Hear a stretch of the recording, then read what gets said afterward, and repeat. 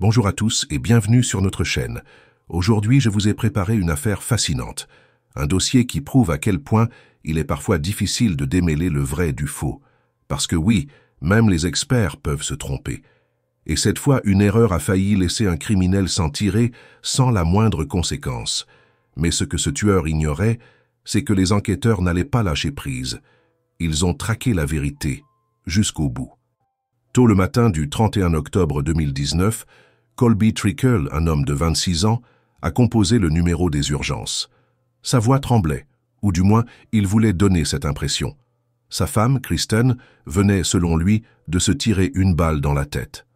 En quelques minutes, les secours et la police ont débarqué à son domicile. Ils ont trouvé Colby dehors, debout, les mains dans les poches, comme s'il attendait un colis et non pas des ambulanciers venus constater la mort de sa femme. Le premier agent a pénétré dans la maison. Un sergent chevronné a découvert Kristen allongée sur le lit. Mais alors qu'il s'attendait à une scène sans appel, quelque chose d'inattendu s'est produit. Elle respirait encore. Son souffle était faible, fragile, mais bien présent. Le policier a immédiatement déplacé l'arme et porté Kristen jusqu'au salon pour tenter de lui prodiguer les premiers soins. C'est à ce moment-là qu'il a remarqué un détail troublant. La balle n'avait laissé qu'une seule blessure. Le projectile était entré sous son menton et avait traversé son crâne. Il a tout tenté pour la réanimer. Mais quelques minutes plus tard, lorsqu'une équipe médicale est arrivée, Kristen avait cessé de respirer. Il était trop tard. Sur le perron, l'agent a alors posé son regard sur Colby. Il s'est avancé, a pris une grande inspiration et lui a annoncé la nouvelle. Sa femme était morte. La réaction de Colby? Immédiate, théâtrale. Il s'est écroulé en sanglots. Il s'est laissé tomber sur le sol, secoué de spasmes. Et pourtant, il n'y avait pas une seule larme sur ses joues. Il a suivi les enquêteurs au poste sans résister. Mais un détail a déjà commencé à déranger les officiers. Jusqu'à cet instant, il était resté dehors à discuter, plaisantant presque avec les policiers, alors que sa femme agonisait à l'intérieur. Le médecin légiste, après un premier examen, a conclu à un suicide par arme à feu. Un dossier classé d'avance, c'est ce que tout le monde pensait, sauf les enquêteurs. Rapidement, plusieurs détails ont commencé à clocher. Des incohérences, des absurdités, des anomalies. D'abord, Kristen ne portait que ses sous-vêtements au moment de la mort. Un détail qui n'a l'air de rien, mais qui ne collait pas avec un suicide féminin. Les femmes qui mettent fin à leur jour le font rarement dans un état de négligence. Elles choisissent souvent une tenue soignée. Un dernier message au monde. Puis, il y avait la manière dont elle avait été touchée. Un tir sous le menton, peu courant chez une femme, beaucoup trop violent, beaucoup trop radical. Dans la grande majorité des cas, les femmes optent pour l'empoisonnement, la pendaison ou une arme dirigée vers le cœur, pas pour une balle qui les défigure, un détail glaçant. Et puis, il y avait l'arme elle-même. Un revolver imposant. Beaucoup trop lourd pour les frêles mains de Kristen.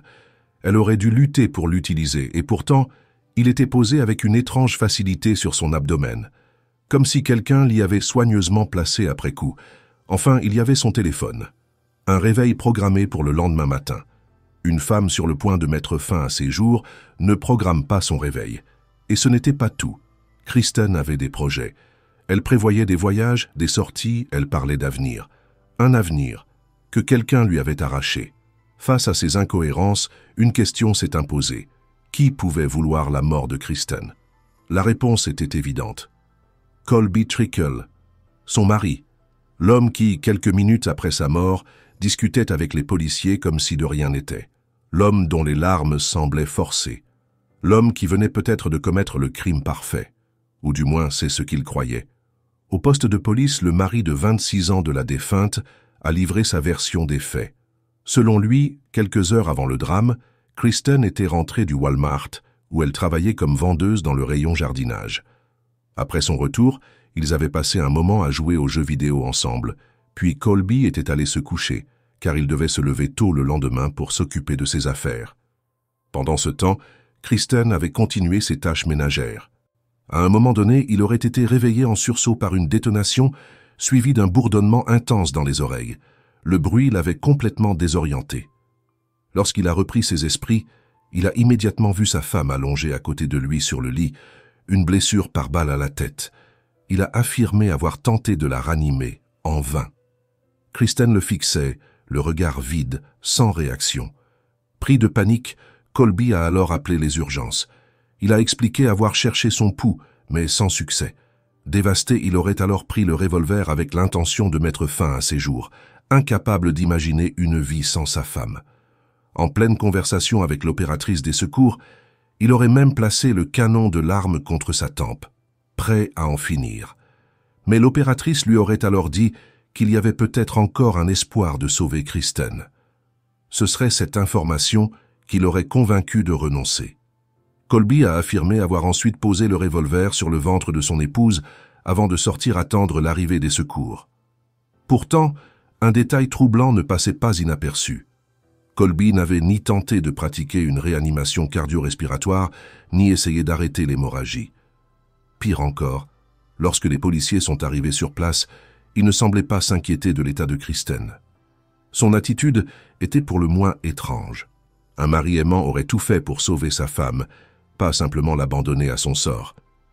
Face aux questions insistantes des enquêteurs, Colby s'est retranché derrière l'excuse du choc émotionnel. Il continuait de nier toute implication dans la mort de son épouse. Mais un point crispait particulièrement les policiers. Pourquoi diable ne s'était-il pas tenu auprès de Kristen lorsque les secours tentaient de la réanimer? Au lieu de ça, il était resté dehors, à discuter tranquillement avec les agents, comme si de rien n'était. Plus déroutant encore, il ne parlait même pas d'elle. Non, Colby préférait débattre de jeux vidéo, comme si son monde n'avait pas volé en éclats. Les enquêteurs ont alors posé une question cruciale. Kristen avait-elle une assurance vie? Colby a nié mais a mentionné qu'il devait recevoir une indemnité des forces armées américaines. Une somme modeste selon lui. L'interrogatoire a duré plus de 11 heures, et plus le temps passait, plus les doutes grandissaient. Colby, au lieu de répondre de manière concise et posée, s'est lancé dans un récit interminable sur ses exploits militaires. Il prétendait avoir participé à des opérations spéciales au Moyen-Orient et en Amérique centrale, se présentant comme un véritable agent de renseignement. Sauf qu'il s'est avéré plus tard que tout cela n'était qu'un tissu de mensonges. Colby n'avait jamais eu le moindre lien avec les services de renseignement. Ses soi-disant exploits militaires n'étaient qu'une pure invention. Mais il ne s'est pas arrêté là. Colby a tenté de rediriger l'attention des enquêteurs, jouant la carte du mari éploré, rongé par le chagrin. Il a affirmé que Kristen souffrait de troubles dépressifs, insinuant que c'était probablement ce qui l'avait poussé à commettre l'irréparable. Une tentative maladroite d'ancrer la thèse du suicide dans l'esprit des policiers, mais ça ne prenait pas. Son comportement était étrange, certes, mais faute de preuves tangibles, les enquêteurs n'avaient d'autre choix que de poursuivre leurs recherches ailleurs et d'examiner de plus près l'entourage de la victime. Entre-temps, la famille de Kristen avait été informée du drame, et le moins qu'on puisse dire, c'est qu'ils n'adhéraient pas du tout à la version de Colby. Selon eux, Kristen n'aurait jamais pu mettre fin à ses jours. C'était une battante, une femme qui faisait face aux épreuves sans jamais baisser les bras. Elle n'avait aucun trouble mental, aucune addiction et aucun antécédent qui aurait pu expliquer un geste aussi désespéré. Au contraire, Kristen était un rayon de soleil, une jeune femme pétillante et optimiste, toujours souriante, même dans les moments difficiles. Rien dans sa vie ne justifiait une décision aussi radicale. Son entourage en était convaincu. Elle n'aurait jamais abandonné sa famille ni ses 2 chiens, qui étaient pour elle comme ses propres enfants. Si elle avait eu des idées noires, elle aurait au moins pris des dispositions pour s'assurer qu'ils soient pris en charge. Et puis, il suffisait de regarder ses photos. Kristen souriait sur chacune d'elles. Une personne qui rayonne autant, qui illumine son entourage par sa joie de vivre, ne se tire pas une balle dans la tête sur un coup de tête. Même son passé difficile ne collait pas avec cette hypothèse. Son enfance, pourtant loin d'être simple, ne l'avait jamais brisée. À l'âge de 2 ans, sa mère l'avait abandonnée, laissant son père l'élever seul. Un homme courageux qui avait pris soin d'elle contre vents et marées, jusqu'à ce qu'il décède alors qu'elle n'avait que 17 ans. Après la mort de son père, Kristen avait trouvé refuge chez son oncle et sa tante, les Rice, qui avaient déjà 3 enfants. Dans ce nouveau foyer, elle avait enfin ressenti la chaleur d'une véritable famille. Entourée d'amour et d'attention, Elle s'était rapidement intégrée et s'était attachée à eux comme à ses propres parents. Ses cousins l'avaient adoptée comme une grande sœur, et Kristen, de son côté, s'était montrée digne de cette place. Même durant l'adolescence, cette période tumultueuse pour tant d'autres, elle n'avait jamais fait de crise, jamais cherché à fuir. Au contraire, elle s'était encore plus rapprochée de sa famille d'adoption, leur offrant son amour inconditionnel. C'est à l'église qu'elle avait rencontré Colby, alors qu'ils avaient tous deux 18 ans. À cette époque, il jouait dans un groupe religieux, animant les offices avec sa musique. Ce qui l'avait immédiatement séduite, son talent pour la guitare et les chansons qu'il composait lui-même. Depuis son plus jeune âge, Colby était un garçon extrêmement sociable, passionné de musique et toujours en mouvement. À sa majorité, il avait développé un intérêt pour l'armée et avait signé plusieurs contrats, réussissant à bâtir une carrière militaire honorable. Après quelques années, il avait intégré la réserve de l'armée et décidé de se consacrer pleinement à la musique. Diplômé d'un collège, il s'était installé dans une petite ville du Kansas, Hays, où il s'était forgé une petite réputation en reprenant des morceaux lors de soirées et d'événements. On l'invitait souvent à jouer, y compris dans des églises. Et c'est ainsi qu'il avait croisé la route de Kristen. 5 ans plus tard, la jeune femme était retrouvée morte dans son propre lit. Les enquêteurs se sont immédiatement penchés sur les circonstances de la tragédie. Quelque chose ne collait pas. Rien ne collait. L'analyse médico-légale de la trajectoire de la balle et de l'emplacement de la blessure a révélé un détail troublant. Pour que Kristen ait pu se tirer dessus, il aurait fallu que le revolver soit maintenu parallèle à son corps, fermement pressé contre son menton. Une position pour le moins inconfortable et surtout peu naturelle. Essayer de lever un revolver de ce calibre d'une seule main en gardant un parfait alignement. Pas évident. Mais ce n'était pas tout. Les marques laissées par le tir ne correspondaient pas du tout à un suicide typique. Trop propre, trop linéaire, trop parfait. Et puis, il y avait l'arme elle-même. Ce n'était pas un simple pistolet de poche. Non, il s'agissait d'un revolver de calibre 357, un modèle grand format avec un canon d'environ 30 cm. Une bête de métal lourde, puissante, encombrante, beaucoup trop encombrante. Comment une femme aussi frêle que Kristen aurait-elle pu manipuler cette arme avec précision en maintenant une posture aussi rigide, avant d'appuyer sur la détente avec une force considérable? Et puis, il y avait la maison, le décor du drame. Rien, absolument rien ne laissait penser à un acte désespéré. Rien ne criait le chaos. La table était encore remplie de bonbons pour Halloween, soigneusement préparés pour le lendemain. Kristen semblait prête à célébrer la fête, excitée à l'idée de voir des enfants déguisés frapper à sa porte, à distribuer ses petites friandises. Quelqu'un qui s'apprête à mourir ne fait pas de plan pour le lendemain. Pendant ce temps, les mensonges de Colby s'effondraient un à un, comme un château de cartes sous un coup de vent. Les enquêteurs avaient obtenu confirmation que ces histoires de missions secrètes et d'opérations militaires à l'étranger étaient purement fictives. Son unité n'avait jamais été impliquée dans de telles missions. En réalité, il n'avait jamais eu le moindre lien avec le renseignement militaire. Son prétendu passé de soldat d'élite, une invention. Ses récits de batailles clandestines, des mensonges. Et pourtant, il s'accrochait à son personnage. Il y croyait. Il jouait encore le rôle du vétéran respectable, du mari aimant, du veuf dévasté. Mais à y regarder de plus près, chaque détail de son comportement soulevait des questions. Pourquoi, après son appel au 911, avait-il reposé l'arme sur le ventre de Kristen? Pourquoi pas simplement sur le sol? Qui fait ça? Était-ce une coïncidence ou une mise en scène minutieuse? Tandis que Colby était interrogé, les experts en criminalistique passaient la maison au peigne fin. Chaque recoin, chaque meuble, chaque centimètre carré du sol était inspecté. Et pour aller plus loin, un mandat avait été obtenu pour examiner son téléphone portable. Pourquoi? Parce que les enquêteurs avaient une autre hypothèse. Une hypothèse bien plus dérangeante. Et si cette affaire n'avait rien à voir avec un suicide? Et si, en réalité, tout était le fruit d'une dispute conjugale ayant dégénéré? L'hypothèse d'un épisode de violence domestique était désormais sur la table. Et bientôt, Colby allait devoir répondre à des questions auxquelles il n'était pas prêt. Pourtant, aucune trace de lutte n'avait été relevée sur la scène de crime. Rien. Pas une éraflure, pas une blessure défensive, pas le moindre signe de confrontation. Si ce n'était pas un accident, et si ce n'était pas un suicide, alors que s'était-il vraiment passé cette nuit-là? En plus de rechercher d'éventuelles blessures récentes, le médecin légiste a examiné le corps de Kristen à la recherche de signes de violence passée. Parce que lorsqu'un couple est pris dans une spirale d'abus domestiques, les blessures s'accumulent progressivement. Un bleu ici, une coupure là, une fracture mal guérie. Le corps garde les stigmates du cauchemar. Mais là encore, rien. Pas d'ancienne contusion. Pas une seule ecchymose suspecte. Pas de fracture cachée sous la peau. Rien qui suggérait qu'elle ait été victime de violences conjugales répétées. Et c'est là que le coup de massue est tombé. Sur cette base, le légiste a rendu son verdict.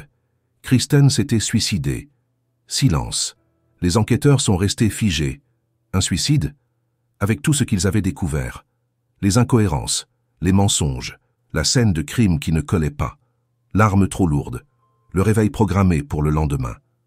Ce rapport médical risquait d'anéantir l'enquête. Avec une telle conclusion, il devenait pratiquement impossible de prouver qu'un crime avait été commis. Mais heureusement, la famille de Kristen n'a pas laissé tomber. C'est elle qui a fourni les indices les plus déterminants. D'abord, il y avait un fait indiscutable. Kristen avait une peur panique des armes à feu. Elle les détestait. Elle refusait catégoriquement de les manipuler et de les toucher, même d'en approcher. Alors comment aurait-elle pu choisir un revolver énorme et imposant pour mettre fin à ses jours? Impossible. Et puis, il y avait son caractère. Kristen était réservée, pudique, mal à l'aise avec la nudité. Or, elle avait été retrouvée en sous-vêtements. Un détail qui ne collait pas. Une femme qui planifie son propre suicide ne se déshabille pas sans raison. Enfin, il y avait son obsession pour son apparence. Kristen prenait soin d'elle, elle soignait son image, elle se maquillait toujours, s'habillait avec goût, s'assurait d'être toujours impeccable. Or, la grande majorité des femmes qui se suicident choisissent des méthodes qui ne les défigurent pas. Il était hautement improbable que Kristen, si attachée à son image, ait choisi de se tirer une balle dans le visage. Rien ne faisait sens, rien ne prouvait qu'elle s'était suicidée. Et pourtant, sans preuve matérielle irréfutable, la vérité risquait de leur glisser entre les doigts. La famille Rice, qui avait élevé Kristen, n'avait aucun doute. Colby était toxique. Un homme contrôlant, possessif, incapable de supporter que sa femme s'éloigne trop longtemps de lui. Si elle ne répondait pas immédiatement à ses appels, il explosait. Un mot de trop, une absence trop longue, et c'était la crise. Il n'avait peut-être jamais levé la main sur elle, mais il exerçait une pression psychologique constante. Un poison lent. Il la manipulait, la coupait du monde extérieur, tissant autour d'elle une toile invisible, l'isolant progressivement de ses proches. Lorsque les enquêteurs ont interrogé les Rice, ils n'ont pas hésité une seule seconde. Le seul suspect crédible, c'était Colby. Personne d'autre. Son oncle et sa tante avaient même remarqué un changement inquiétant dans le comportement de Kristen au fil des années. Plus elle avançait dans sa relation avec Colby, plus elle s'éloignait de sa famille. Peu à peu, ils avaient vu la distance se creuser. Elle appelait de moins en moins jusqu'à quasi disparaître de leur quotidien. Et ce n'était pas un hasard. Colby la montait contre eux. Un schéma classique. La méthode préférée des manipulateurs et des abuseurs psychologiques. Isolez la victime. Coupez-la de ses repères. Faites-lui croire que vous êtes tout ce qu'elle a. Mais il y avait un problème. Kristen commençait à ouvrir les yeux. Peu avant la tragédie, elle avait exprimé un besoin urgent de liberté. Elle en avait assez. Assez du comportement de Colby, assez de son contrôle permanent. Elle voulait reprendre contact avec sa famille, retrouver ces liens que Colby avait lentement mais sûrement brisés. Elle voulait revenir à elle-même. Le couple s'était marié le 25 avril 2014 et Kristen avait alors déménagé à Kansas City, à près de 500 km de sa ville natale. Un éloignement stratégique? Peut-être. Selon son oncle, la vie conjugale n'avait jamais été simple. Colby, après avoir intégré la réserve de l'armée, travaillait peu et gagnait à peine sa vie. Il ne cherchait même pas à trouver un emploi stable. Kristen, elle, avait trouvé un poste dans une clinique vétérinaire, poussée par sa passion pour les animaux. Mais les finances du couple étaient catastrophiques. Et là encore, qui a dû porter le poids du quotidien? Kristen. Finalement, ils avaient fini par retourner à Hays, Kansas, là où Kristen avait grandi. Un retour aux sources ou un retour sous contrôle. Elle avait trouvé un emploi chez Walmart, et comme toujours, c'était elle qui subvenait aux besoins du couple. Seule. Petit à petit, leur situation financière s'était stabilisée. Mais à quel prix? Début 2019, Kristen était retournée voir sa famille. Et ce jour-là, ses proches ont eu un espoir. Elle était la même, joyeuse, attachée à eux. Comme si elle n'était jamais partie. Comme si, quelques mois avant sa mort, elle voyait enfin une porte de sortie. À cette époque, Kristen était plus enthousiaste que jamais. Et ça, Colby ne l'avait sans doute pas supporté. Poussée par son amour inconditionnel des animaux, Kristen nourrissait un projet qui lui tenait à cœur, ouvrir un refuge pour animaux abandonnés. Elle avait repéré une vieille maison au sud de la ville, un endroit qu'elle imaginait déjà transformé en sanctuaire pour les oubliés, les blessés, les âmes errantes. Un rêve noble, un espoir vibrant. Mais pendant qu'elle rêvait de sauver les plus vulnérables, Colby, lui, jouait un tout autre jeu. Quand les enquêteurs ont fouillé son téléphone, ils sont tombés sur un trésor d'informations compromettantes, et parmi elles, des messages accablants. Colby flirtait ouvertement avec une autre femme. Pas un simple échange innocent, non. Un véritable jeu de séduction. Un homme éploré au bord du gouffre émotionnel après la tragédie? Sûrement pas. Et puis il y avait cette découverte qui allait changer toute l'enquête. Son téléphone contenait une preuve implacable. Colby avait menti.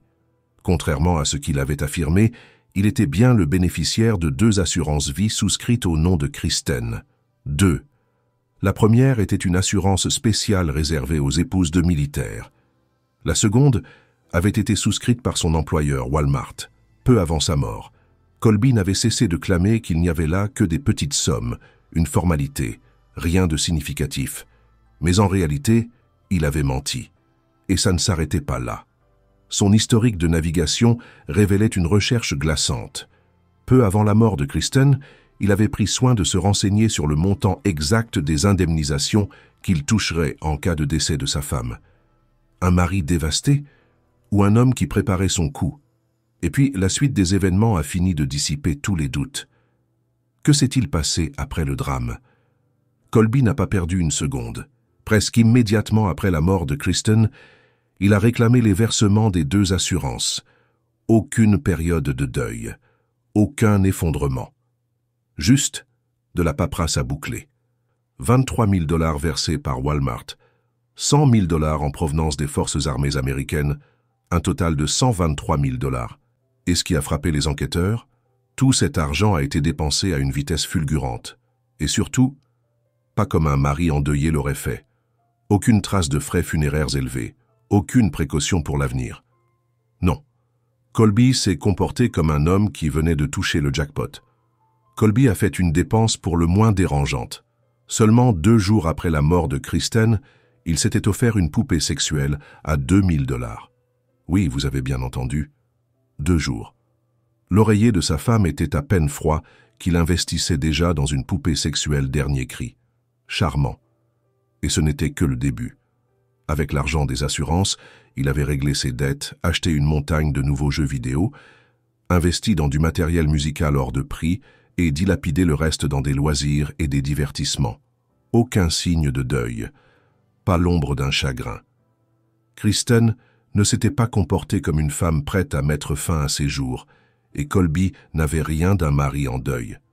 Trop léger, trop insensible, trop suspect. Mais voilà le problème. Aucune preuve formelle ne permettait encore de l'inculper. Malgré tout, Colby était désormais l'unique suspect. Les enquêteurs ont alors placé l'ancien militaire sous surveillance. Il fallait accumuler les preuves avant de pouvoir l'arrêter. Puis, en novembre 2019, Colby a été de nouveau convoqué au poste de police. Et cette fois, les policiers avaient des questions bien précises. Lorsqu'il a été interrogé sur les assurances-vie, il a tenté une pirouette. Une excuse digne d'un mauvais téléfilm. Selon lui, ce n'était pas lui qui avait consulté les montants des polices d'assurance. Non, Kristen elle-même aurait pu utiliser son téléphone. Elle s'y serait intéressée par curiosité. Pourquoi pas, après tout? Ils échangeaient librement leur téléphone, non? Une belle tentative de diversion. Mais Colby n'en était pas à son premier mensonge. Petit à petit, les fissures dans son récit s'élargissaient. Finalement, il avait fini par lâcher une autre confession. Oui, il avait eu une liaison virtuelle. Quelques mois avant la mort de Kristen, il avait rencontré une femme en ligne, une joueuse avec qui il échangeait sur Internet. Mais là encore, il avait minimisé. C'était innocent, rien de sérieux, juste un petit flirt virtuel. Sauf que les enquêteurs ont découvert une toute autre réalité. Colby était obsédé par cette femme. Il lui écrivait constamment, à un point tel qu'il lui avait envoyé des messages pendant son premier interrogatoire au poste de police. Oui, vous avez bien lu, le gars était littéralement en train d'être interrogé sur la mort de sa femme, et il draguait en même temps. Après ce deuxième interrogatoire, les enquêteurs ont voulu vérifier en détail ses nouvelles déclarations, et là un élément accablant a émergé. Au moment précis où la consultation du montant de l'assurance vie a été effectuée sur son téléphone, Kristen se trouvait au travail. Impossible donc qu'elle ait pu accéder à l'appareil de son mari, comme il le prétendait. Encore un mensonge. Les policiers ont même retrouvé des enregistrements vidéo montrant Kristen chez Walmart, vacant à ses occupations, sans jamais toucher un téléphone. Mais ce n'était pas tout. Colby affirmait depuis le début que Kristen gardait toujours le revolver près du lit. C'est comme ça, selon lui, qu'elle aurait pu l'attraper facilement pour se suicider. Encore un mensonge. Les enquêteurs, qui ne pouvaient toujours pas obtenir de mandat de perquisition, ont dû se montrer malins. Ils se sont appuyés sur des photographies prises le jour de la découverte du corps, ainsi que sur les archives personnelles du couple, et ce qu'ils ont trouvé a encore plus renforcé leurs soupçons. Oui, il y avait plusieurs armes dans la chambre du couple, comme Colby l'avait affirmé. Mais la question était désormais évidente. Pourquoi Kristen aurait-elle choisi celle-là? Et surtout, qui l'y avait mise? Le revolver en question se trouvait toujours de son côté du lit. Toujours. Plusieurs photos retrouvées sur son téléphone le prouvaient. Des preuves visuelles, indiscutables. Tout cela aurait dû suffire à boucler l'affaire. Mais il y avait un obstacle, un mur. Le rapport du médecin légiste. Ce maudit rapport concluait toujours à un suicide. Sans nouvelle expertise, impossible d'obtenir un mandat de perquisition pour fouiller la maison. Et sans cela, aucun moyen de récupérer davantage de preuves. Alors que faisait Colby pendant ce temps-là? Il vivait sa vie, sans le moindre souci. Les contradictions s'empilaient, mais la police ne pouvait pas l'arrêter. Les mois ont passé, puis un an. Colby continuait son petit train de vie, comme si rien ne s'était jamais passé. Il assistait à des événements musicaux, profitait de son argent, s'amusait, se détendait, et ne semblait jamais affecté par la mort brutale de sa femme. Mais en janvier 2021, tout a changé.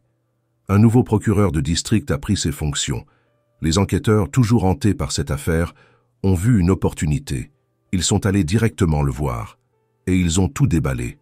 Les incohérences, les mensonges de Colby, son comportement détaché, son absence totale de deuil. Ils ont insisté. Kristen n'avait aucune raison de mourir. Elle avait des projets, une vie qu'elle aimait, une famille qu'il adorait. Colby, lui, avait un mobile. Il avait menti sur les assurances-vie. Il avait encaissé 123 000 $. Il avait dépensé chaque centime en plaisir superficiel, sans la moindre trace de chagrin. Le nouveau procureur a trouvé tout cela beaucoup trop suspect. Et cette fois, il a donné son feu vert. Le 14 juillet 2021, soit 21 mois après la mort de Kristen, Colby a été arrêté. Il a été inculpé pour meurtre au premier degré et entrave à la justice. Mais le plus étrange, c'est qu'il n'a même pas été surpris. Comme s'il savait depuis le début que son heure finirait par arriver. Colby a été arrêté en pleine rue alors qu'il circulait en voiture. Il n'a opposé aucune résistance. Un homme qui savait que sa cavale était terminée. Mais il n'était pas seul. L'équipe d'avocats de Colby a immédiatement mis en place une stratégie de défense. Ils ont joué la carte du mari aimant. Ils ont dépeint Colby comme un chrétien dévoué, un militaire, un musicien, et surtout un homme qui avait perdu la femme de sa vie. Ils ont retourné l'histoire. Kristen était dépressive. Elle souffrait depuis l'enfance. Sa mère l'avait abandonnée. Son père était mort. Elle avait été contrainte de vivre chez son oncle et sa tante, et au final elle n'avait simplement pas supporté. Selon eux, elle avait décidé de mettre fin à ses jours. Mais les enquêteurs n'y croyaient pas une seule seconde. et le procureur non plus.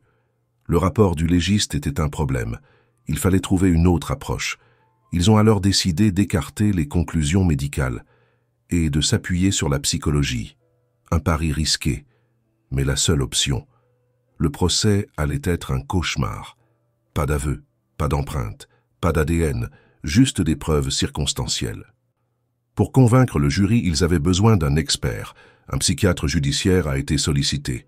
Sa mission ? Prouver que Kristen n'était pas suicidaire. Il a fouillé partout, ses réseaux sociaux, ses journaux intimes, ses derniers échanges avec ses proches, et ses conclusions allaient devenir la base de l'accusation. Puis, en septembre 2023, le procès a commencé.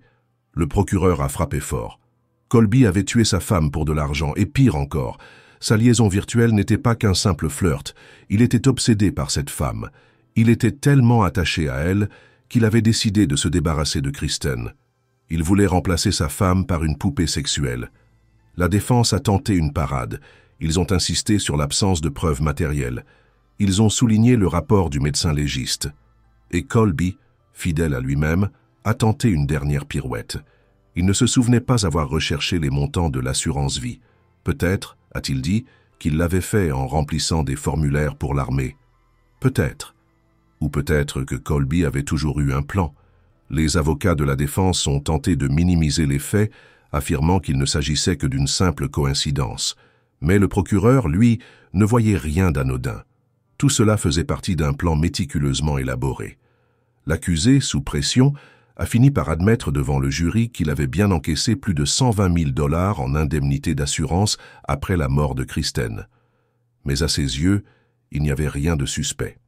Il avait tout dépensé, selon lui, pour ses besoins personnels, et il ne comprenait pas pourquoi cela intriguait autant la justice. Mais un achat en particulier a provoqué une onde de choc dans la salle d'audience. Une poupée sexuelle réaliste, grandeur nature, 2 jours après la mort de sa femme. Colby n'a même pas cherché à nier. Il a assumé, sans le moindre embarras. Il a expliqué qu'il avait des problèmes de sommeil, qu'il avait besoin de serrer quelqu'un dans ses bras et que cette poupée l'aidait à surmonter son traumatisme. Sa propre mère l'a soutenu au tribunal. Oui, sa mère. Elle a affirmé qu'il avait peur de dormir seul et qu'il avait bien fait de se procurer cette compagne artificielle. Un instant de malaise absolu s'est abattu sur la salle d'audience. De l'autre côté de la salle, les proches de Kristen ont témoigné. Son oncle a raconté un tournant dans son comportement quelques mois avant la tragédie. Kristen avait changé. Après des années de soumission, elle avait enfin décidé de se rebeller. Elle en avait assez. Trop longtemps, elle avait supporté l'attitude autoritaire de son mari. Trop longtemps, elle avait encaissé ses interdictions, ses caprices, ses pratiques sexuelles horribles, sa jalousie maladive. Mais elle avait décidé que c'était fini. Elle en parlait à sa famille, son oncle, sa tante, ses frères. Tous étaient fiers d'elle. Enfin, elle s'affirmait. Personne, à ce moment-là, n'avait imaginé que cette quête d'indépendance lui coûterait la vie. Puis, le psychiatre judiciaire est entré en scène. Il avait analysé en profondeur l'état psychologique de Kristen avant sa mort. Et ses conclusions étaient accablantes. Tout indiquait que Colby perdait le contrôle sur sa femme et que cela le rendait nerveux. Il ne supportait pas qu'elle lui échappe. Mais surtout, Kristen n'avait aucune raison de mourir. Elle était optimiste. Elle avait des projets. Elle voulait ouvrir un refuge pour animaux. Elle était en train de concrétiser son rêve. Et puis, les enquêteurs ont découvert autre chose. Elle savait. Elle savait pour la liaison de Colby. Elle savait que Colby était obsédé par les poupées sexuelles. Elle avait découvert la vérité. D'après les messages retrouvés, ils en avaient discuté moins d'1 semaine avant sa mort. Une nouvelle contradiction qui venait s'ajouter aux autres. Colby avait juré que Kristen ne savait rien. Il disait que cette relation virtuelle et son obsession des poupées sexuelles n'étaient qu'un passe-temps inoffensif. Un petit jeu, rien de plus. Mais maintenant c'était évident. Kristen savait. Et une confrontation a très bien pu avoir lieu. Le psychiatre judiciaire n'a pas hésité. Kristen ne s'était pas suicidée. C'était impossible. Elle n'avait tout simplement aucune raison de le faire. Mais la défense ne comptait pas lâcher. Ils ont attaqué l'expertise. Ils ont souligné que le psychiatre n'avait jamais rencontré Kristen de son vivant. Il ne pouvait donc pas savoir ce qu'elle ressentait réellement. Comment pouvait-il affirmer avec certitude qu'elle n'était pas suicidaire. Ils ont aussi insisté sur les souvenirs des proches, qui peuvent évoluer avec le temps, être altérés par les émotions et les récits collectifs. Mais le procureur avait une dernière carte en main, le revolver. Il a présenté l'arme du crime aux jurés, un revolver imposant, massif, lourd. Puis il a fait une démonstration en plein tribunal. Kristen était droitière. Si l'arme avait été posée sur sa table de nuit, comme l'affirmait Colby, alors l'angle du tir aurait été inversé. Or, les experts balistiques avaient déterminé une toute autre version des faits. L'arme ne se trouvait pas sur la table de nuit de Kristen. Elle était sur celle de Colby. Colby s'était tourné vers sa femme dans son sommeil. Il avait placé le canon sous son menton. Et il avait tiré. Le 20 novembre 2023, les jurés se sont retirés pour délibérer. Moins de 2 heures plus tard, ils sont revenus avec leur verdict. Colby Trickle a été reconnu coupable. Meurtre avec préméditation. Entrave à la justice. Le veuf n'a jamais reconnu sa culpabilité. Mais avant de quitter la salle d'audience, il a simplement déclaré « J'aurais pu être un meilleur mari ». Le juge l'a condamné à la réclusion à perpétuité. Libération conditionnelle possible après 50 ans. L'histoire aurait dû s'arrêter là. Mais une dernière question subsistait. Fallait-il modifier la cause du décès sur le certificat de Kristen? Le médecin légiste est resté ferme. Il n'avait pas assez d'éléments pour changer sa conclusion. Mais au final, cela n'avait plus d'importance. La justice avait triomphé. Les frères de Kristen passent souvent devant cette maison, celle où elle voulait ouvrir son refuge. Ils savent que, malgré tout, le monde a perdu une âme lumineuse et bienveillante. Pour la famille Riss, une chose est certaine, rien ne sera jamais plus comme avant. C'est la fin de cette histoire. Merci d'avoir regardé cette vidéo. Aimez et partagez. Au revoir.